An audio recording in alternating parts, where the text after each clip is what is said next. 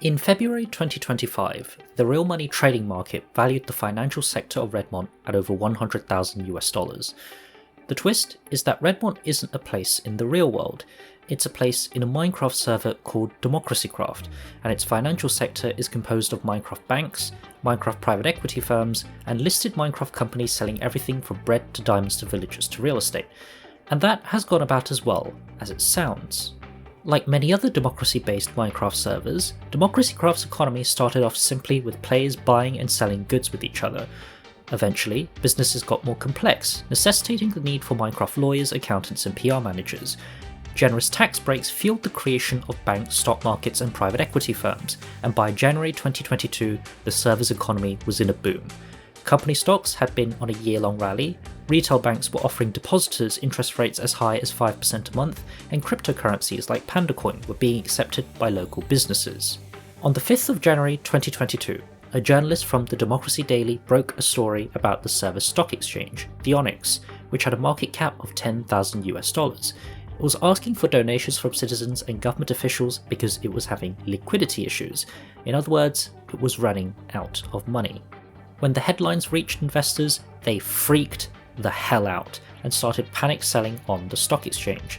Sell orders for company stocks and cryptocurrencies soon flooded the market as traders tried desperately to dump everything they had. It turned out that the valuations of the companies listed on the stock exchange didn't actually reflect the prices at which people were buying and selling the shares for. Instead, the valuations were made up by the exchange's staff members, who worked out a company's value by giving their owners a form to fill out every week. The questions in the form included, roughly how much money in property do you own? If you don't know, just list your properties. How well known is your company on a scale of 1 to 10? And how much do you feel your company is worth? These responses ended up forming the basis of the year-long rally in company stocks, and some of the valuations the Onyx exchange gave opened up serious allegations of securities fraud. For example, the exchange reported that Walmart, not the real one, saw a $136 increase in its company valuation following its acquisition of a single high-rise building on the server. That building was worth 3 times as much as their rival company Tesco. But that wasn't even the most questionable thing about that valuation, because the bigger question that people were asking was how Walmart was able to see an increase in its valuation after literally declaring itself bankrupt. Walmart had become insolvent following a theft of $7, forcing it to shut down all of its stores across the server and telling shareholders it was no longer able to meet its financial obligations. The market meltdown didn't just threaten stock investors, it also threatened the wider financial sector as well. In particular, Hamilton Citibank, the largest bank in the server, had engaged in riskier and riskier investments to afford the 5% monthly interest payments it was making to its depositors. One of these investments involved selling what were known as Onyx-backed credit obligations, OBCOs, to a single short seller. In return for making weekly installment payments to the bank, it guaranteed to the holder of the OBCOs that it would pay out if the Onyx exchange's market cap dropped by 2.6% or more. The more the Onyx exchange dropped below the 2.6% threshold, the more the bank would pay out. It took the bank just 48 hours to lose nearly $1,000.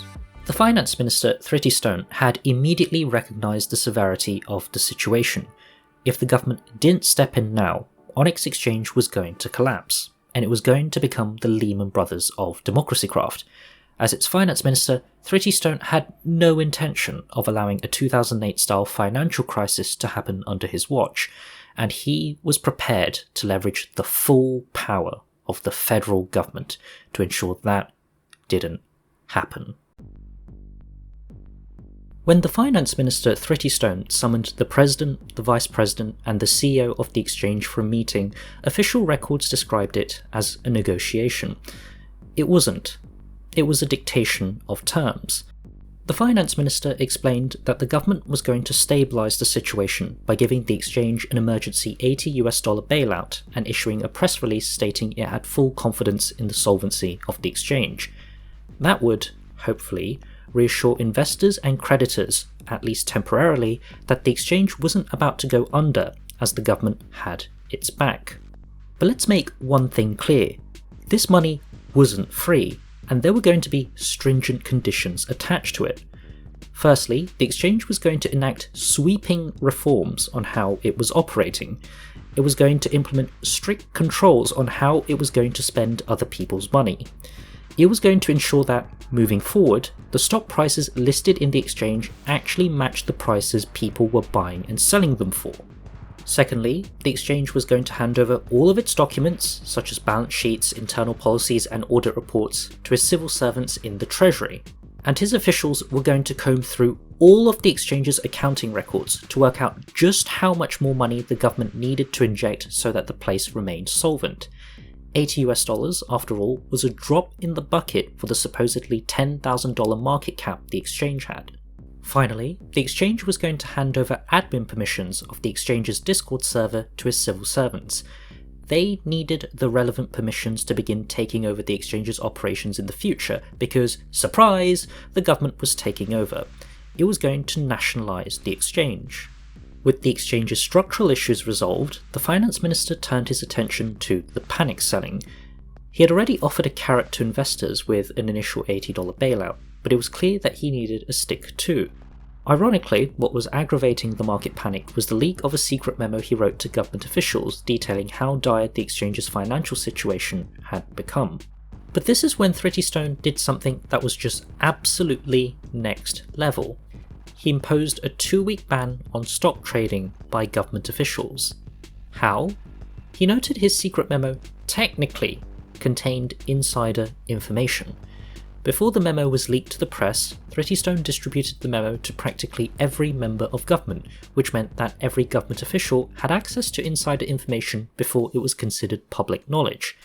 Any government official that tried to sell their stock then could feasibly be argued to have committed the crime of insider trading, and he was going to aggressively prosecute anyone who even dared to try.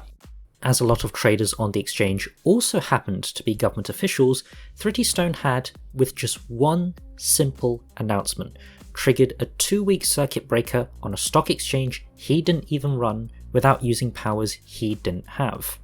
Having bought the government precious time to resolve outstanding issues, the finance minister turned his attention to the banking sector.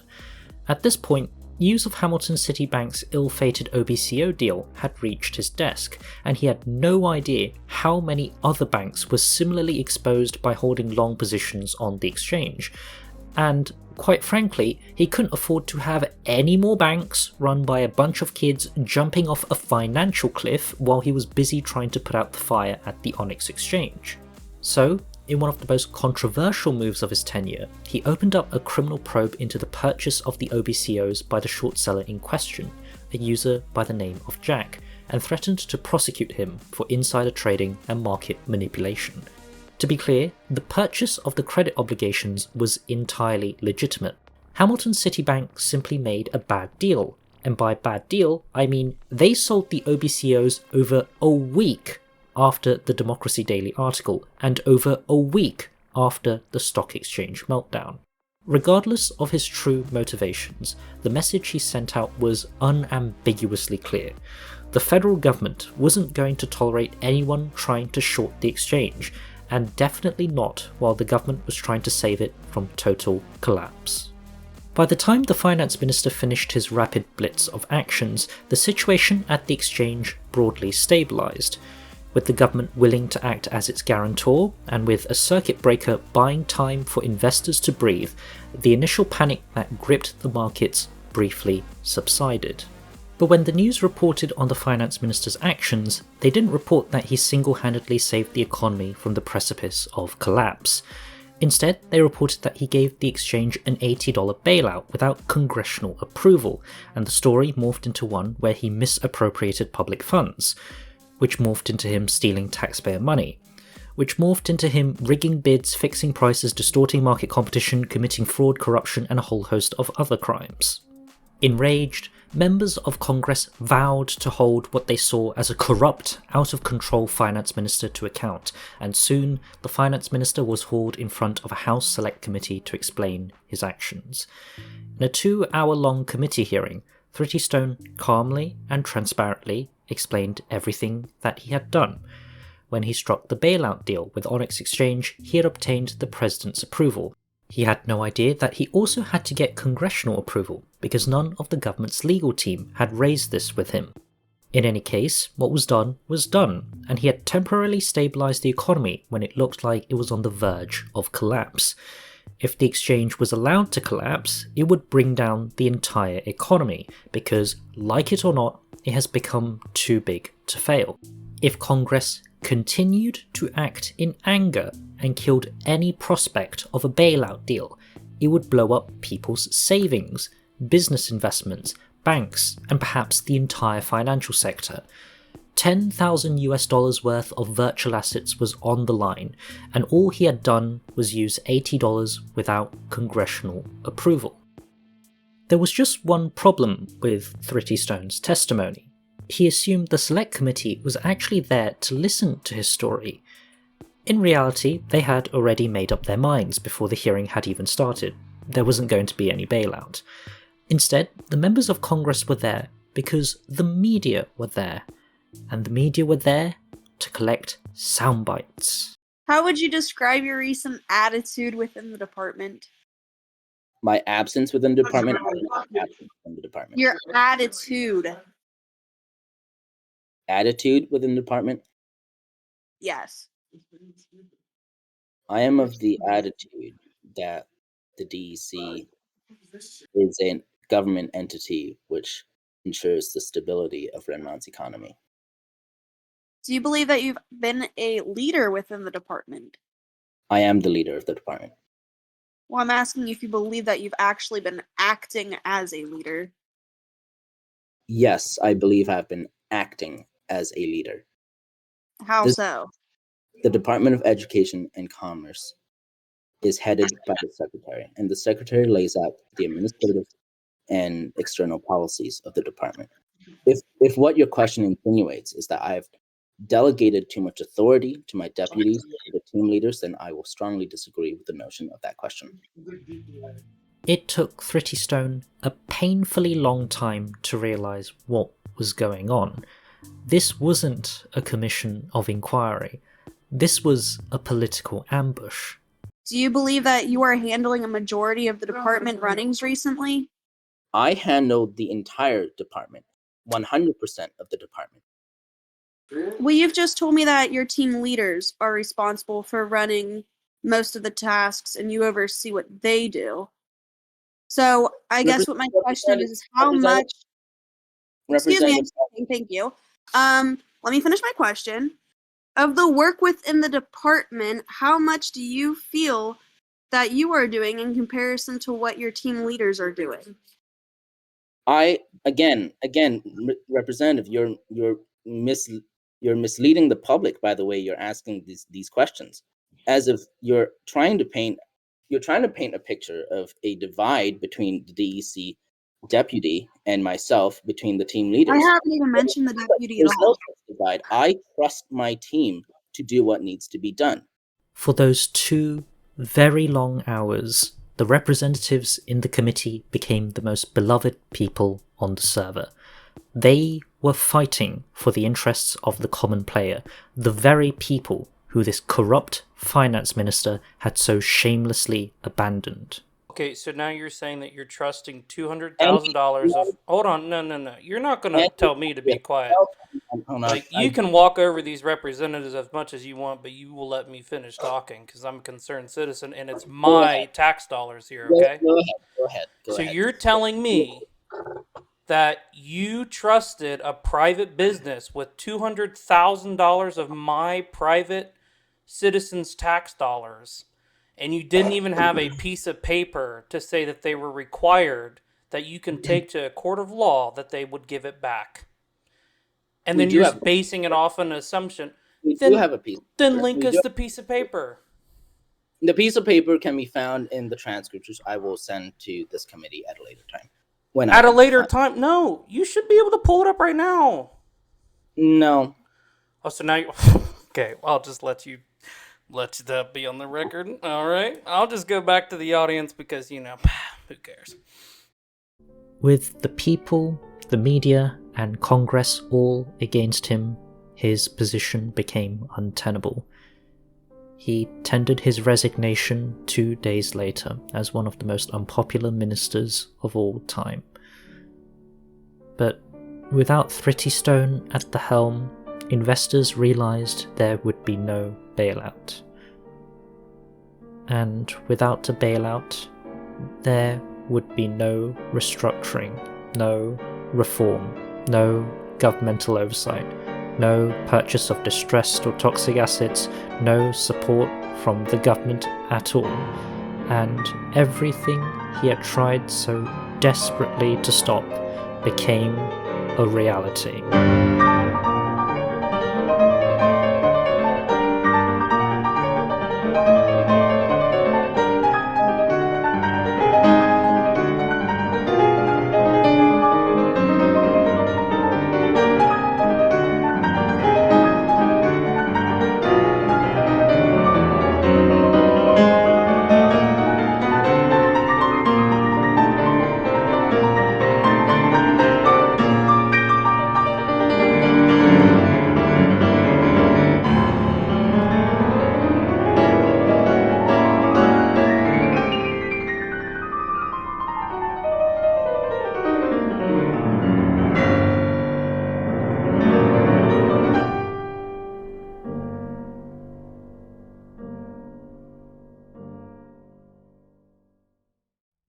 In the aftermath of the 2022 financial crisis, lawmakers passed a raft of new regulations on the financial sector to prevent another financial crisis from happening again. The Federal Reserve Act 2023 gave the Fed a mandate to carefully watch over the financial sector and their activities to spot problems before they get too big and prevent them from causing widespread issues. The Commercial Standards Act 2023 empowered the Treasury to monitor financial transactions, investigate white-collar crimes, and monitor the operations of any securities exchange with full access to trading channels and data.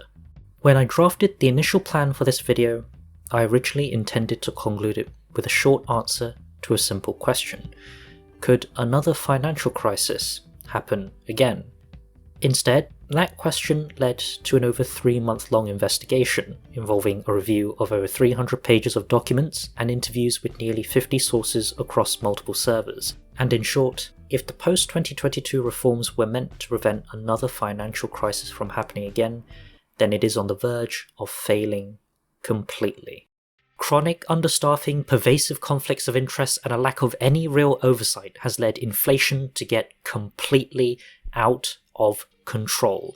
Over the past year, the money supply has increased by a staggering 47%, with the March 2024 report concluding that money was being printed at a significantly faster rate than the growth of goods and services on the server. The Federal Reserve Bank, the body meant to rein in inflation, has responded by putting the money printers on overdrive. In the latter half of 2024, it printed $800 worth of stimulus checks, $4,000 worth of banknotes, and $10,000 worth of short-term bonds paying at 5% interest a month. Years of loose monetary policy have flooded the server with an endless supply of cheap money. Prices of commercial real estate have gone through the roof as property investors are throwing as much as $820 for a single Minecraft building. Small and medium enterprises, propped up by heavy government subsidies, have taken up increasingly larger mortgages to buy tiny shops in a real estate market that has been dominated by an informal cartel of wealthy landowners. Widespread regulatory failure has allowed the creation of banks and private equity firms that have become too big to fail, tying the fate of its economy to the fate of an individual company. With cash-rich investors demanding higher and higher returns, financial institutions have thrown governance, risk management, and compliance out of the window. And it's already led to a rupture of bankruptcies to hit the financial sector. Where the dominoes fall next, nobody knows. But the one that causes the greatest trepidation among the financial world is Vanguard National Bank, a $33,000 multinational titan that has been beset by an endless stream of scandals. It's developed a reputation for slow customer service, particularly when it comes to withdrawing clients' money. It's been accused of allowing nearly $6,000 of illicitly obtained money to be laundered through its currency exchange. It's been subject to tax probes in multiple servers for alleged tax fraud to the tune of over $300 in just 3 months. Importantly, it's developed a reputation for taking massive financial risks, turning itself into a casino where players can bet on the price of real-life stocks or assets at whatever quantity they desire. But their biggest risk yet is their bet on the forex market, where currency traders can buy and sell their Democracy Craft dollars for currency on other servers. It has made the fateful decision to set a fixed exchange rate at 10 Democracy Craft dollars for every CityRP dollar. Short sellers think the bank has made a huge mistake. They think the bank has way overvalued the cheap, overinflated clusterfuck Democracy Craft dollar, and so have begun aggressively shorting the DC dollar in droves, dumping nearly $4,700 worth of it by mid-February 2025. Their bet is that Vanguard National Bank can't afford to keep paying the 10-to-1 rate, and that it would be forced to either depreciate the currency, suspend the forex market, or collapse trying. And they're ramping up the pressure, accelerating the pace to move their virtual assets safely offshore before financial Armageddon. Democracy Craft's regulators, having squandered their opportunity to act early, can now only sit and watch. Its financial institutions dwarf the size of the entire federal government, its wealthiest financiers able to gamble in a single night of poker twice as much money as the Treasury had in reserves just a month before. The Fed, with its infinite tap of money, has been placed in a lose-lose situation. Intervene and it would pump even more money into an overheated economy, potentially sparking hyperinflation and further weakening the currency. Don't intervene and it would allow the banks to collapse, taking down not only its $100,000 financial industry, but spreading financial contagion to connected markets across other servers, potentially causing the Minecraft equivalent of a global financial crisis. To defend against the short sellers, Vanguard needs foreign cash. It needs a lot of it needs it fast, it needs a foreign bailout. The decision to save DC's economy will not be made in Redmond, but in the hallways of Azalea's finance ministry.